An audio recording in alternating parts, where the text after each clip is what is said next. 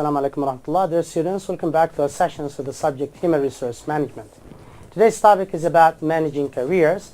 This is another kind of the functions of human resource managers, the means of which here is to maintain the good career of employees in a way to maintain and of course develop the skills, keep the good employees, the good performers in a company, to develop the human resource within the business boundaries. This is something that is of great interest of both the employees and the company as well. And because of that, there is a serious concern about managing careers in today's discipline regarding human resource management. In today's topic, we will discuss the following. So we have the objectives of this session as follows. So we will compare traditional versus career planning and oriented human resource focuses of employers. Explain the rules of both employees and managers, or be represented by managers, the employers. Describe the issues to consider when making promotion decisions. We will also describe, inshallah, how to enhance the diversity through career management. And this is one of the contemporary issues in today's business. And the last point here is to explain how career development can foster employee commitment. And according to these points, we have the following points to discuss as a content. Introduction, the rules of employees, managers, and the employers, the owners, promotion decisions, enhancing diversity through career management, and the employee commitment. As an introduction here, we would discuss the traditional versus career development focus. So we have different activities affiliated with human resource management of both branches. The first one is the traditional focus, and the second is about the career development focus. So we will try to mingle and compare the differences in terms of the interests of both management and employees regarding the issues here. So if you consider the first activity, which is planning, human resource planning, so the traditional focus would be to analyze jobs, skills, tasks, present and future, and projects needs. On the other hand, the career development focus will be as follows. Adds information about individual interests, preferences, etc. to replacement plans. So here the focus is more about the job, so it is task oriented. While here it is more about the individuals, so it is people oriented. Another activity in the human resource section or department is recruiting and placement. The traditional focus is as follows. Matching the organizational needs and qualified individuals. This is a high concern considering recruitment. But the focus regarding the career development will be, on the other hand, matches individual in jobs based on variables including employees' career, interests, and aptitudes. So now you see the difference between the traditional focus considering the task and the career development focus considering individuals' interests. We also have other activities such as training and development. So the traditional focus in that regard would be provides opportunities for learning skills, information, and attitudes related to the job. While the career development focus here provides career path information, adds individual development plans. So here, these kind of plans associated with the interests of the individuals. So that's why this is somehow linked to the appraisal or appraising individuals, the topic that we discussed in the last session.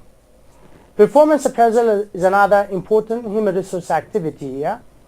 So we appraise employees, rating, and or rewards. But considering the career development focus here, it's more about adding development plans and individual goal setting.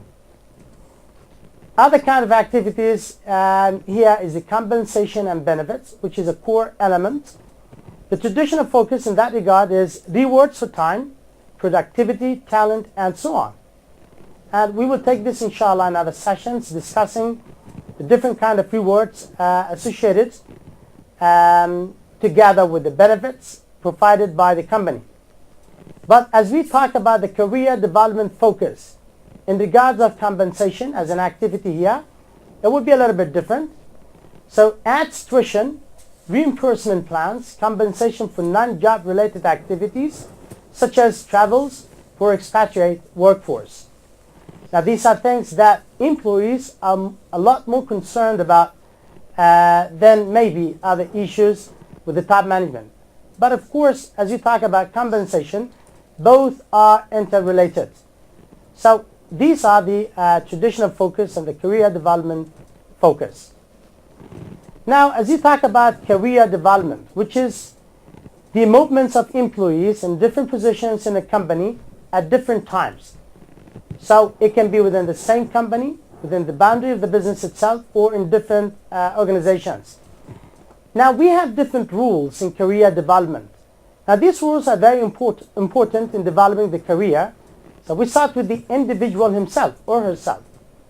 So number one, or the first one, to accept responsibility for your own career, assess your interests, skills, and values. These are the things that can help you choose the right career and accordingly plan in a right way. To seek out career information and resources, that is another way. And instead of being imposed to do a job. So you may have to start and think ahead about the kind of information required and resources that you might need in developing your own career. Establish goals and career plans. Utilizes development opportunities. Talk with your manager about your career, which is very important. The channel of communication is very important. And the last one, of course, is follow through on realistic career plans, something that is quite achievable and amenable by the company itself. On the other hand, we have different rules associated with the manager himself. So for example, we're still talking about the career development of the employees. However, we're talking about the rules of the employees and then the rules of the manager. So here, to provide timely and accurate performance feedback. Now such kind of feedbacks are very important for the employees. To amend any kind of deficiencies, support any kind of skills that can be very helpful in designing and developing long-run career, whether in the same section or in different directions within the company. To provide developmental assignments and support. Now such kind of assignments can provide extra expertise and skills to the employees. So maybe job enrichment and delegation can help in that aspect. Participate in career development discussions with subordinates. And of course, support employee development plans. Now this kind of support depends on the position that the manager has. And of course, other kind of factors associated with the company itself, such as the size of the company itself, the culture of the company itself, the strategy adopted by the company. All these factors can help either enhance or support the development plans of the employee. And the last rule here we will discuss are actually the employers. Now when we talk about the employers, we talk about the top management. So here, communicate mission, policies, and procedures. This is very important because those would be the very big and broad elements that we have to design our career accordingly in the company. Provide training and development opportunities, including workshops. Provide career information and career programs. Now these can be done as workshops as well. Offer a variety of career paths. And instead of having one path of career, maybe employees can have different alternatives so that they don't have dead-end jobs or paths that they're not interested in. Provide career-oriented performance feedback. And finally, provide mentoring opportunities, that is to support growth and self-direction. So these rules are actually very critical in developing the career of the employees, without which maybe there would be no harmony between the goals of the employees and that one of the organization. Now, talking about the mentor, Choosing mentor is one of the things that can help develop the career. So choose an appropriate potential mentor, mostly one who is interested in the same path, who is experted in that field. Don't be surprised if you are turned down. Being turned down regarding the development of the career can be the result of the outcome of the performance of the employee. It can be the current situation of the company, no chances of further promotions at the current time. So that's why these things should be taken into consideration. So you also need to be sure that the mentor understands what you expect in terms of time and advice. So clarifying information, clarifying the objectives are very important. Have an agenda which can work as a long-run plan or detailing your goals, and respect the mentor's time. Now, this is an example of a possible career path at a given company and be key capital. So if you notice here, we have three different sections in which people can be positions according to time, expertise, and professions. So for example, the entry level, junior professionals, entry level here like trainee and an analyst. These are the two professions at this section. So it goes from 1 year to 4 years. So as we go upward here, we notice that this path goes along with the profession affiliating with this part. So we have trainee, analyst, associate, AVP, VP, and directors, or a director. Now the design of job should be based on the goals of the company itself and should consider the interests and the goals of the employees. So such kind of harmony can benefit both interests, the company and the employee as well. Now the employer's role in career development, as you said before, can be different. For example, realistic job reviews are very important. This is to be discussed together with the employee. Challenging first jobs. Now, offering challenging jobs can enhance the capability of the employees, because keeping doing the routine jobs or the same kind of tasks every day will not enhance these kind of skills needed to develop a job career. Career-oriented appraisals that we discussed last time. We said before that the appraisal is very important to the performance management in general in the company. And one of the outcomes of the appraisal is actually the interviews. So within the interview, they can discuss the career development. We said before, the outcome of the appraisal can be either satisfactory and promotional, which means that there will be a chance to develop the career here based on good performance. So that is one of the things that the employers can plan. Job rotation. Now, job rotation is one way to provide different skills, different expertise for the employees, enhancing and polishing certain competencies needed in the long run. Mentoring, which is very important as consulting issue, and finally networking and interactions. So there must be some kind of effective communication that is constant enough between the employees and the top management represented by CEO or the top manager. Now, how do we manage promotions and transfers? Making promotion decisions as follows. Decision number 1, is seniority or competence the rules? So this is very important. Do we consider seniority in promotion? How many years has somebody been working in this position? Or do we consider competency? That is the kind of skills somebody might have which may enable him or her to be promoted to another position. So this is a very important decision. Another decision, how should we measure competence? Now, competency, unlike skills, are actually demonstrable features. You cannot actually detect and measure unless you observe the behavior. So this is a matter of how.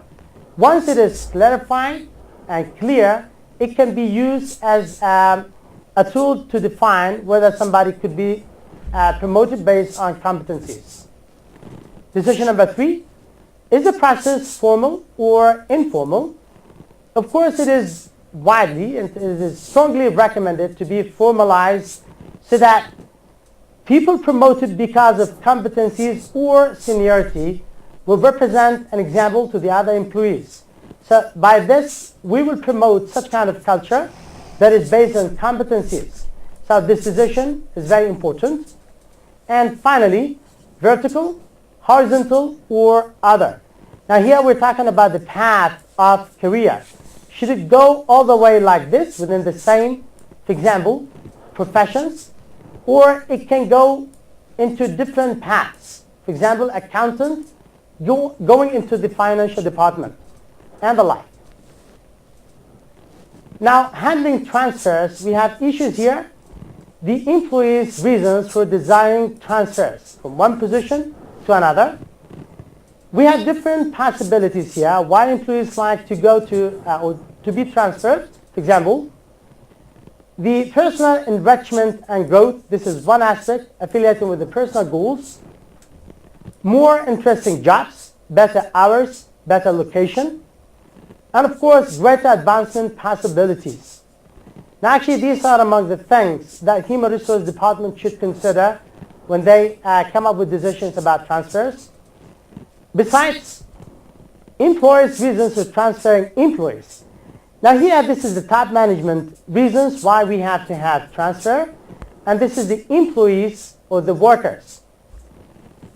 As we talk about the company itself being represented by managers, to vacate a position where an employee is no longer needed, to fill a position where an employee is needed, to find a better fit for an employee within a firm, to boost productivity by consolidating positions. If you notice at these points, the company itself, the top management, is considering the tasks and interests. Here, employees is actually considering their own goals in the long run and the work conditions. So by balancing both interests of the employees and of course the top management or the employers, we can come up with a thorough job career plan.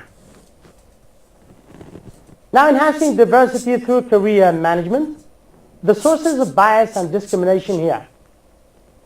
Now, talking about minorities, we may talk about ethnic minorities. For example, the ethnic minorities in our countries may make less career progressions.